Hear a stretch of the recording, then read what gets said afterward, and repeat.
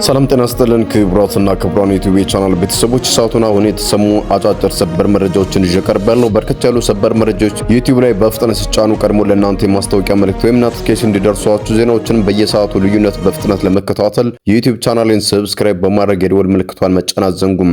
ወደ ሰበር መረጃው ስናቀና በቀዳሚነት በተባበሩት መንግስታት ድርጅት አሜሪካን ያስደነገጠ አንድ ጉዳይ ተከስቷል። ክቡራን አድማጮቻችን ይኸውም በኒውክሌር የጦር መሳሪያ ጉዳይ የተባበሩት መንግስታት ድርጅት በየአምስት ዓመቱ የሚያካሄደውን የ191 ሀገራትን የሚሳተፉበትን ስብሰባም ተጀምሯል። ይህም ስብሰባ ዛሬ ሌሊቱን በአሜሪካ ሰዓት አቆጣጠር ደግሞ አመሻሹን በኒውዮርክ ተካሂዶ ነበር።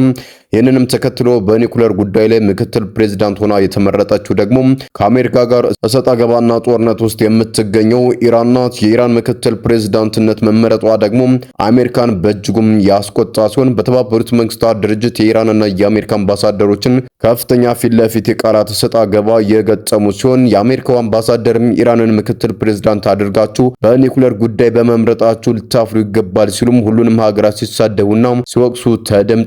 ጉዳዩን አስመልክቶ በጣም አስገራሚና መላው ዓለምን ያስገረመ ክስተታዊ ስብሰባም ተብሏል። ጉዳዩን በተመለከተ በስፋት የማስደምጣችሁ ዝርዝር ዘገባም ይኖራል።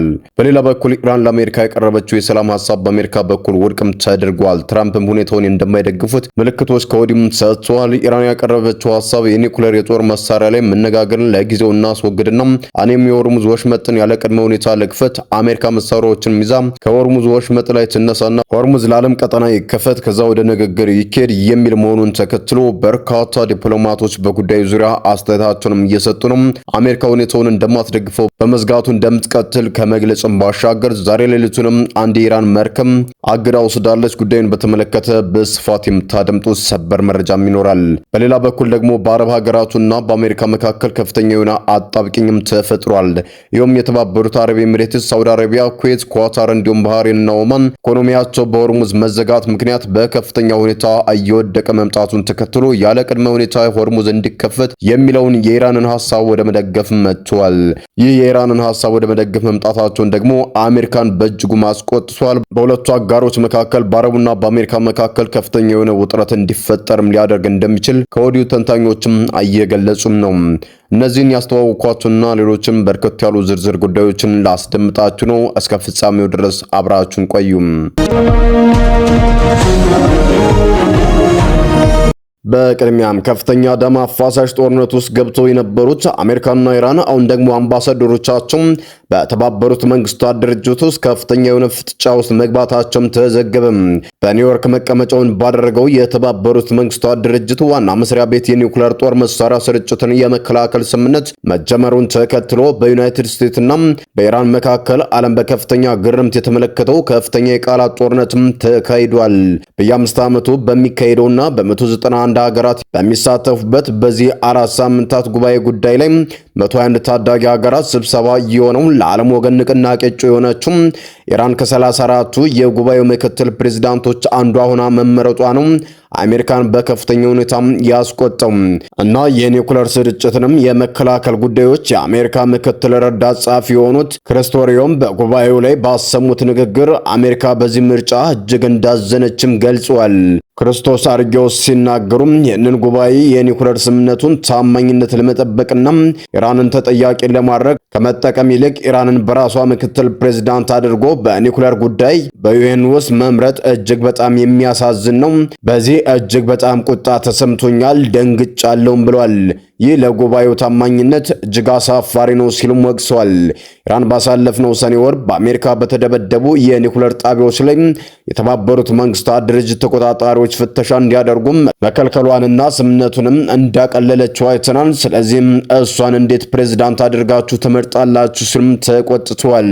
ይህንን የአሜሪካ አቋም አውስትራሊያ፣ የተባበሩት አረብ ኤሚሬትስም ሲደግፉት፣ እንግሊዝ፣ ፈረንሳይና ጀርመን ደግሞ ስጋታቸውን ገልጸው አሜሪካን ተቃውመዋታል።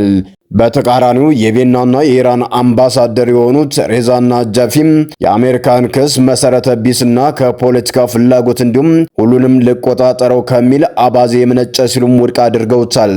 የኢራኑ አምባሳደር ሲቀጥሉም አሜሪካን በታሪክ ብቸኛው የኒውክሌር መሳሪያ ተጠቃሚ ሀገር መሆኗን በማንሳት የትኛውም ሀገር በምድር ላይ በሌላ ሀገር ላይ የኒውክሌር የጦር መሳሪያ ተኩሶ አያውቅም።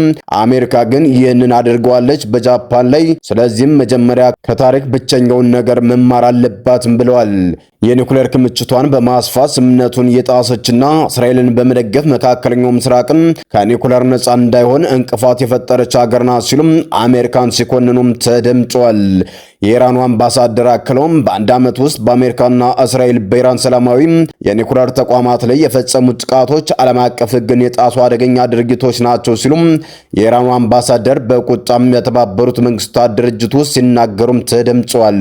በዚህም ከፍተኛ የቃላት ጦርነትና ሰጣ ገባ መሃል የተገኙት የሩሲያው አምባሳደር አንድሪው በበኩላቸው ኢራንን ነጥሎ ማጥቃትን በመቃወም ከመጀመሪያውም ቀን የጀመረው የትችትና የፖለቲካ ሽኩቻ የጉባኤውን ውጤት ሙሉ በሙሉ እንደሚያበላሸው ከወዲሁም ተሰግቷል። የሩሲያው ልዑክ ከ2022 ተመሳሳይ ጉባኤ ላይ ዩክሬንን በተመለከተ በወጣው የመጨረሻው ሰነድ ላይ ስምምነት እንዳይደረስ ማድረጓ የሚታወስ ነው። ኃይለ ቃሎች በተሞሉበት በዚህ የተባበሩት መንግስታት ድርጅት ስብሰባ ላይ የተገኙት ደግሞ የተባበሩት መንግስታት ድርጅት ዋና ጸሐፊ አንቶኒ ጉተሬስ በበኩላቸው የኒኩሌር ጦር መሳሪያዎች ቁጥጥር እየጨመረ መምጣቱን እጅግ በጣም የሚያሳስብ ነው ብለዋል። ተያይዘን ወደ መጥፊያችን እየሄድን ነው ሲሉም አሳስበዋል። ሀገራቱ የጦር መሳሪያዎቻቸውን እንዲቀንሱና በአዲሱ የሰው ሰራሽ አስተውሎት ኤአይ ዘመን የሰው ልጅ በእነዚህ መሳሪያዎች ላይ ያለውን ቁጥጥር እንዳያጣም እጅግ በጣም ያሰጋኛል ሲሉ ስለ ሁኔታው ያላቸውን ከባድ ድንጋጤም ገልጸዋል። ይህ በእንዲህ እንዳለ ወደ ሆርሙዝ ጉዳይ ስንመለስ አሁን ላይ የመካከለኛው ምስራቅን የፖለቲካ ትኩሳት ያጦዘው ዋነኛውና አንኳር ጉዳይ በኢራንና በአሜሪካ መካከል ያለው የባህር ላይ እገዳና የተቋረጠው የሰላም ድርድር ጉዳይ ነው። የኢራን አዲስ የሰላም እቅድ ለአሜሪካ መቅረቡም ተነግሯል። ይህ እቅድ አሜሪካ በኢራን መርከቦች ላይ የጣለችውን የባህር ላይ እገዳ በአስቸኳይ ያለምንም ቅድመ ሁኔታ ካነሳችና ጦርነቱን አቁማ ወደ ኋላ ጦሯን ይዛ ከሸሸች ኢራን በበኩሏ የሆርሙዝ ባህረ ሰላጤን ያለምንም ቅድመ ሁኔታ እንደምትከፍትና የኒውክሌር ፕሮግራም ድርድሯንም ወደ ሌላ ጊዜ እንደምታስተላልፍም የሚገልጽ ነው። ነገር ግን ይህ የኢራን እቅድ በአሜሪካ ባለስልጣናት ዘንድ ከፍተኛ ተቃውሞ እንደገጠመው መገናኛ ብዙሃንም የተናገሩት የአሜሪካ ውጭ ጉዳይ ሚኒስትር ማርኮ ሩቢዮ ለፎክስ ኒውስ በሰጡት ቃለ ምልልስ እንዳረጋገጡት የኢራን ሐሳብ ለአሜሪካም ሆነ ለሌሎች ሀገራት ተቀባይነት የሌለው እርባና ቢስ ነው ሲሉም ውድቅም አድርገውታል። ኢራን የባህረ ሰላጤውን መክፈት የምትችለው ከኛ ጋር ከተስማማችሁ ፈቃድ ከጠየቃችሁ ካልሆነ ግን እናፈነዳቸዋለንና ክፈሉን ማለቷ ነው በማለትም አጠጥለውታል።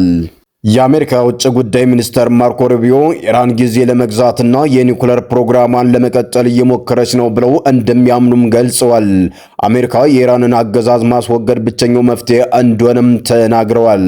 የፕሬዝዳንት ትራምፕ ቃል አቀባይ ፕሬዝዳንቱ የኢራንን እቅድ እንደማይቀበሉ ፍንጭም ሰጥተዋል።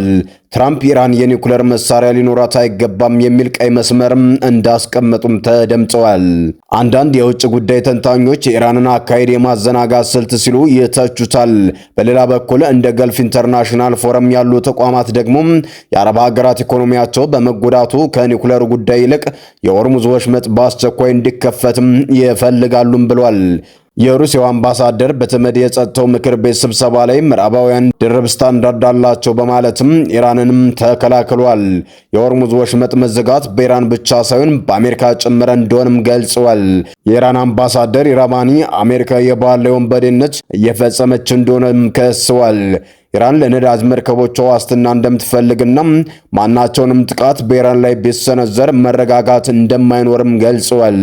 በሁለቱ ሀገራት መካከል ባለው ወታደራዊ ፍጥጫ ምክንያት የብሬንት ድፍድፍ ነዳጅ ዋጋ በበርሜል ወደ $108 ከ68 ሳንቲም ደርሷል። የአሜሪካ ማዕከላዊ ዕዝ የኢራንን ሰንደቅ ዓላማ የምታውለበልብ የነዳጅ መርከብን በቁጥጥር ስር እንዳዋልም ገልጸዋል። በኢራን ውስጥ ከፍተኛ ክፍፍል እንዳለ የሚጠረጠሩ የአሜሪካ መንግስት ይህንን ክፍፍል እንደ ድል ለመጠቀም የተጠባበቀ መሆኑም ተጠቅሷል። በሌላ በኩል በአሜሪካ ሴኔት ዴሞክራቶች ትራምፕ በኢራን ላይ የጀመሩትን ወታደራዊ ዘመቻ ለማስቆም ጥረትም እያደረጉም ነው። ሰላም የተወደዳችሁና የተከበራችሁ የሚዲያችን ቤተሰቦች ለሰዓቱ የነበሩን መረጃዎች እነዚህን ይመስሉ ነበር። በሌላ መረጃዎች እስከምንገናኝ በያላችሁበት ሰላም ቆዩልን።